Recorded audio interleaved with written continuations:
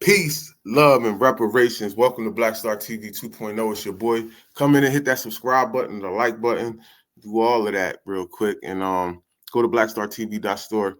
Family, listen, man. These fossils, we're gonna break down today why we are getting absolutely nowhere. Yo, seriously, bro. These people are crazy. Now, I want y'all to know and understand that when you're looking at these old fossils right here, only about 14 of these people are foundational Black American. Rest of them is tethers, right? Now, the leader of them is a absolute immigrant. I'm going to play a video, but before I play a video, I really want to get into this because I want to break down exactly what a caucus is, right?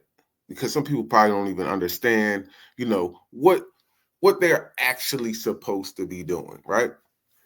So a congressional caucus is a group of members of the United States Congress that meets to pursue common legislative objectives. Formally, caucuses are formed as congressional member organizations through the United States House of Representatives and governed under the rules of that chamber. Caucuses are formed in the Senate, and unlike their House counterparts, Senate groups receive neither official recognition nor funding from the chamber. In addition to the term caucus, they are sometimes called coalitions, study groups, task force, and working groups. Now watch this, family. Caucuses typically have bipartisan membership and have co-chairs from each party. Chairs are listed below the name of each caucus. Now that's funny, family, because when we get to the Congressional Black Caucus, right? When we get to them, this them right here. No, this is actually the Hispanic Caucus, right? But the Congressional Black Caucus is made up of a bunch of tethers. Now watch this. This is and I'm going about to play a video of his name is Steven Horsford. So he's the head of the Congressional Black Caucus. Let's listen to him real quick. This is about family. Right. Immigration has always been about family. Right. My mother came to the United States at 12 years old from Trinidad with my grandmother. And while my grandmother pursued the American dream and worked hard, my mom went to school. But because of a broken immigration system, after my grandmother got sick, my mom ended up overstaying her visa and became undocumented. She's now a legal permanent resident.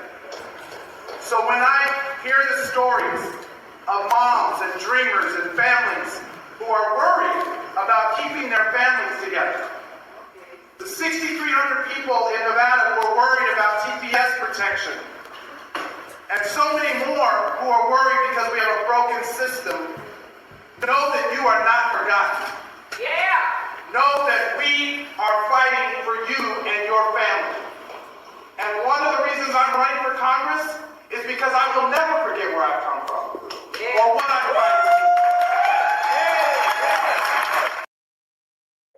See, he will never forget where he come from and what he's fighting for. And you're going to always fight for immigrants. Now, it's funny because I have to ask a question. Shouldn't that be the Congressional Hispanic Caucus's job? To be worrying about the immigrants who's being deported? Like, that should be their job. You're the Black Caucus. You should be worrying about Black issues. And you should have some bipartisan. Where's the Republicans in the Congressional Black Caucus? There is none. They're all Democrats. You feel me? Family, this is why we're not getting nowhere. Let me show you something else. I want to show you another video. Now, this is another video of this dude on the news.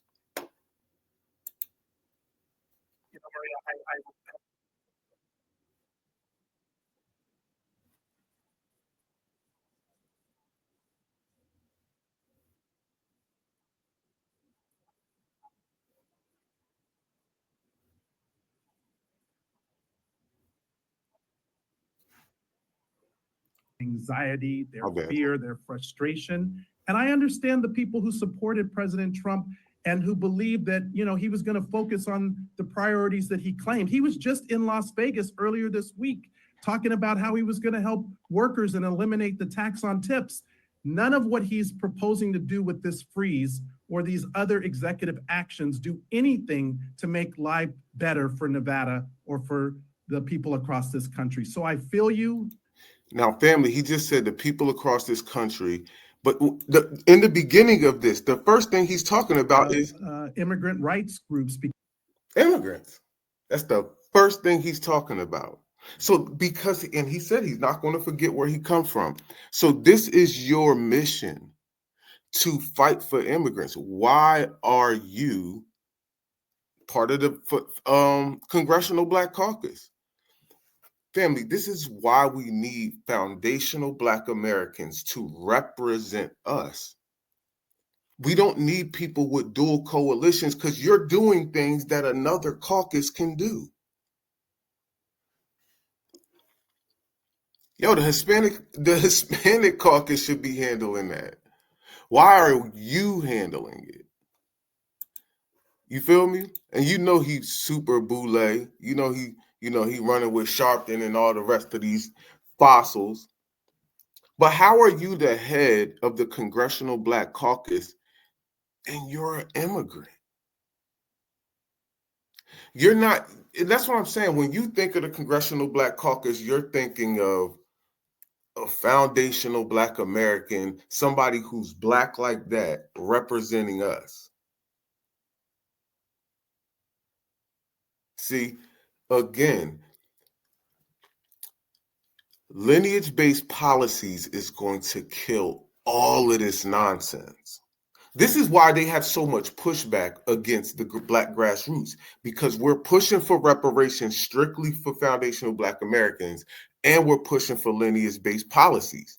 And again, these are the people who write up legislation and stuff like that.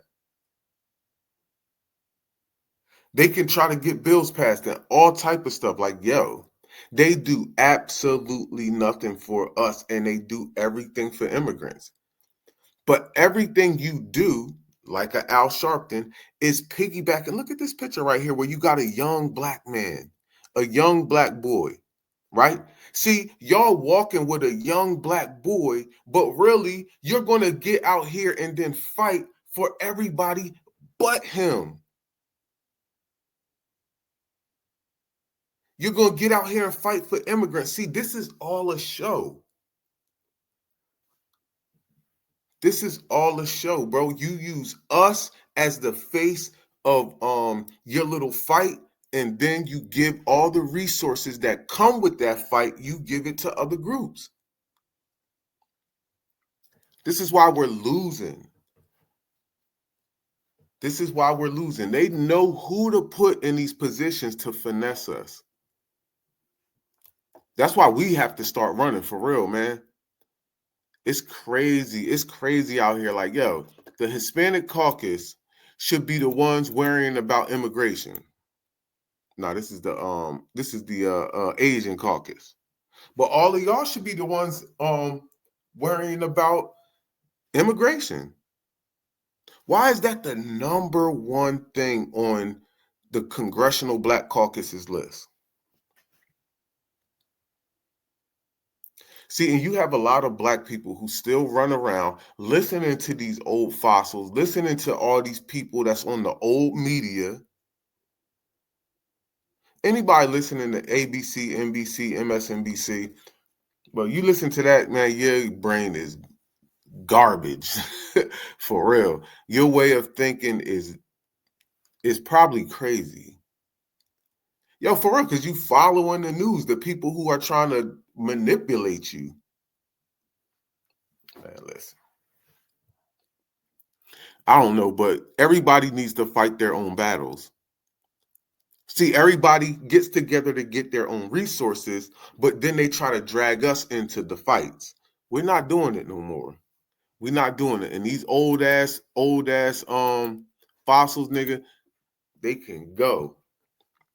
I'm telling you, these are a bunch of sellouts. You are looking at a bunch of sellouts. Not one person in here stands on foundational Black American business. Not one. Not one. And you have no young people in here, bro. Old people don't put up fights no more. We know that. Dog, think about it. Man, old people ain't trying to do all that arguing and putting up fight and going against the rift. They don't want that. They trying to just float on out. We get it. But get out the way. Let somebody else get in there that's going to fight for us, bro.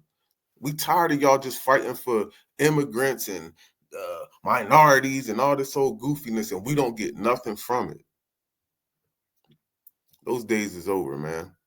Yeah, but I'm telling you, this is why we're not getting nothing. The head of the Congressional Black Caucus said his mother was an illegal immigrant. Bro, this is crazy.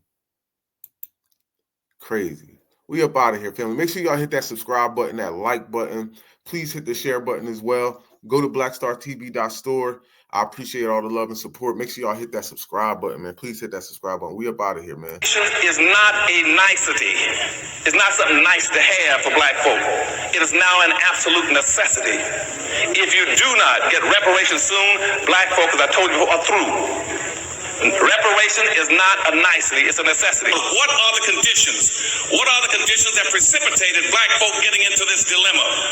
And what Black labor, white wealth did, it tracked 800 years of history in very systematic terms to show you every strategy, every technique, every law, every public custom, and every public policy that was used to enslave Black folk around the world and to maldistribute almost 100% of all this nation's wealth, power, resource, privileges, businesses, and controls of all levels of government into the hands of the dominant white society.